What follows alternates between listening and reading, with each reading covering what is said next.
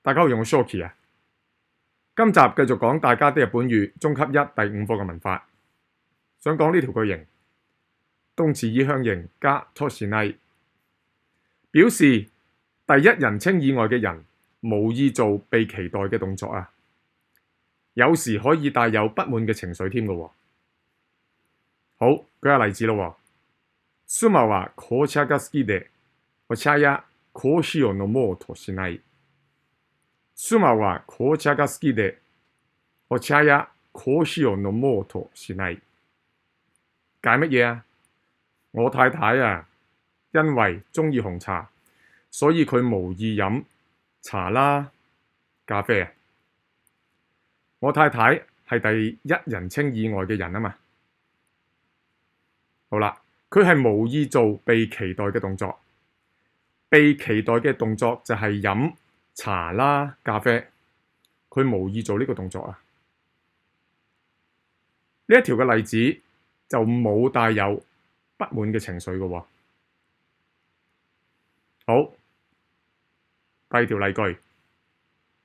人の意見を聞こうともしない人はいつまでたっても自分の考えを変えることができません。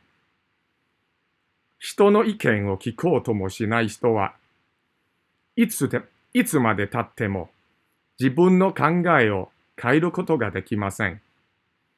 解乜嘢啊？呢度有個麼係連啊，強調連其他人嘅意見都無意聽嘅人啊，即使呢到幾時都好，都唔能夠改變自己嘅想法嘅。呢個人啊，就係第一人稱以外嘅人咯。無意做被期待嘅動作。